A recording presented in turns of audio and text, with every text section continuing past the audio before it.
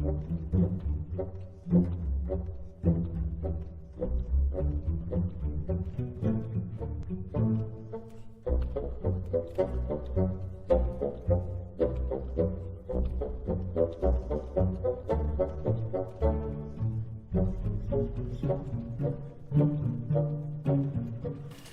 day viewers, Pwalpar here.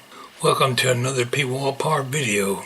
Today's video is sort of an experiment. I will take a story that I told here on YouTube 16 years ago.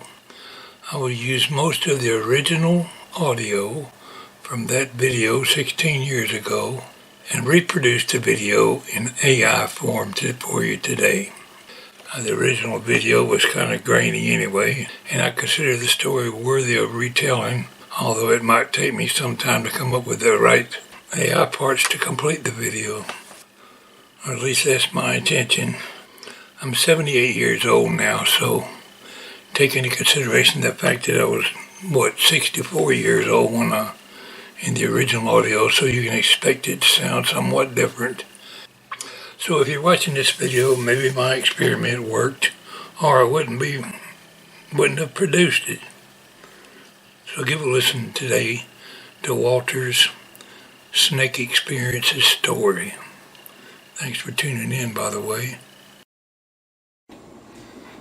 Hello YouTubers. Today I thought I would tell you one of my stories that I wrote. And this one's entitled Snakes. And if you pardon me, I'm going to read it because I don't want to forget any of it. So excuse the glare off of these glasses because I'm blind as a bat without them on.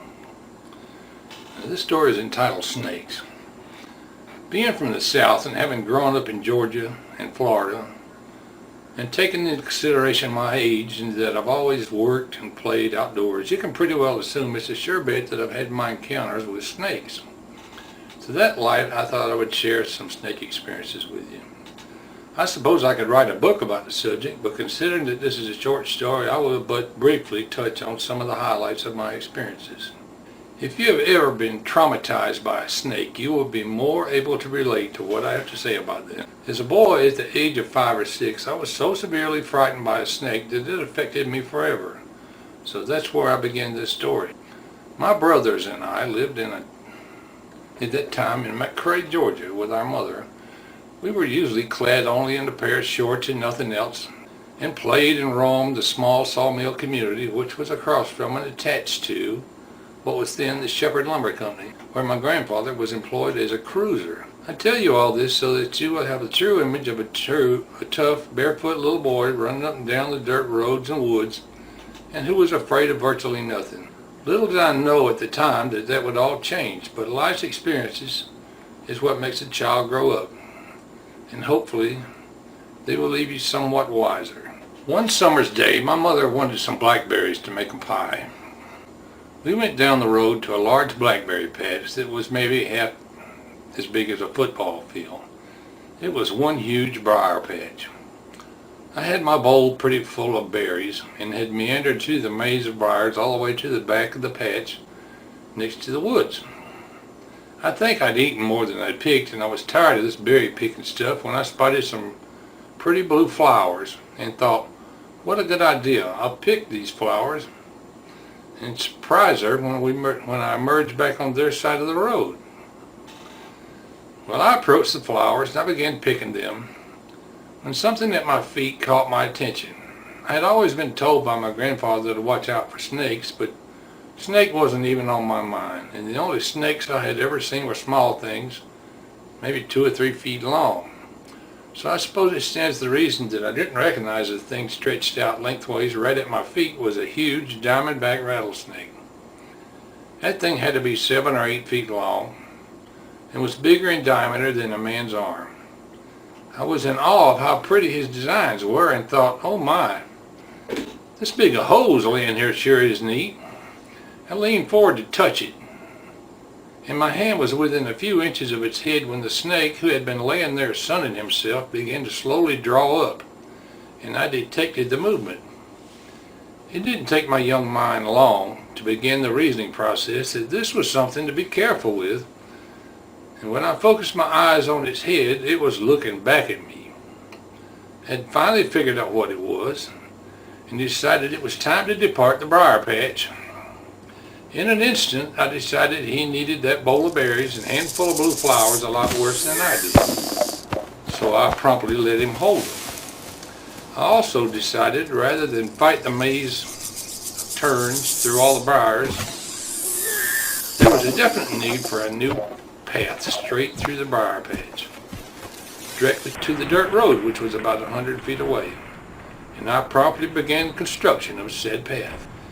I was screaming at the top of my lungs, "Snake! Snake! Snake!" And it must have been quite a sight to my younger brother and mother when they saw my little bare-skinned ass doing Olympic-style jumps over and directly through the briars. By the time I reached where they were, my younger brother was tugging at her skirt and asking if he could go see the snake. But I couldn't hear her answer to him because by then I was several hundred yards down the road in a dead run for home. Now, it should be noted at this point that I've had many encounters with snakes, both poison and non-poison, and can deal with them just fine, except for those rare occasions when I'm caught unaware and find myself in the immediate vicinity of one of these slimy things. When that happens, my mind reverts back, even if only for a moment or two, to being 6 years old again, and to the fear that was so vividly burned into my memory that day. I will relate a few of these instances in finishing this story. Once, after having moved to live with my father and stepmother in Florida, I was walking down the bank of the O'Galley River and pushed my way under some palm fronds, and a green snake fell from above me and wrapped itself around my neck. Well, let me tell you, when this happens, your mind doesn't say, "Oh, it's just a green snake." It says, "Snake! Snake! Snake!" Once in Raymond, Georgia, while driving my railroad truck through some heavy growth of trees and bushes to get into the train yard, a green snake was flipped from one of the limbs through my open window. It landed directly in my lap. Again, my mind said to me, "Snake! Snake! Snake!" I promptly let him have control of the vehicle while I removed myself from his immediate vicinity. To finish this story, I will relate one more instance worthy of mention. I've had to go out on an old abandoned M-line and inspect 200 insulated boxcars that had been stored there for a couple of years and were now being moved and had to be inspected. The bushes were head high in most places, and as I walked down the long cut of cars, I was walking cautiously, checking not only the train but the bushes as well. From time to time, as you check a long cut of cars that's been parked there at various times, you occasionally look across the other side and see an angle cock valve closed where the train crews had made their last coupling when they shoved the cars in there. Well, that valve has to be opened in order for the air brakes to work when the locomotive comes to pull the cars. About a mile down the track, I looked over and saw an angle cock closed and stepped through the bushes into the gauge of the rail between the boxcars. And while watching the bushes behind me, I leaned my body over the couplers and reached down until I felt the valve handle on the other side of the couplers, and I twisted it open. Well, no sooner had I done that, and I was still in the leaned over position over the couplers, I detected movement under my right armpit. I glanced down towards my armpit, and sure enough, I had reached across a dark-colored snake that was on top of the couplers, without even realizing it. As I looked down, his face was right in mine. His head was reared up, as if he was asking me, "What do you want, fool?" Immediately, I was 6 years old again, and the words came to my mind once more. "Snake! Snake! Snake!" Well, I broke the world's record for a backwards jump, removing myself from between the boxcars. And as I fell backwards through the bushes, I thought to myself, it ain't worth it. I ain't getting paid enough for this job. I looked back and caught a glimpse of the snake disappearing over the horn of the coupler up inside the center cell where the draft gear is. Later that day, when I returned to the depot, the train crew was in for the day and preparing to go home. The conductor was there, and I told him the 200 cars were ready to be pulled. whenever they got around to it. And I related the story of the snake to him. He asked me, what kind of snake was it? I thought about it briefly and replied, George, he didn't offer to show me his credentials, and I didn't wait around to see his ID card. So that's my story on snakes.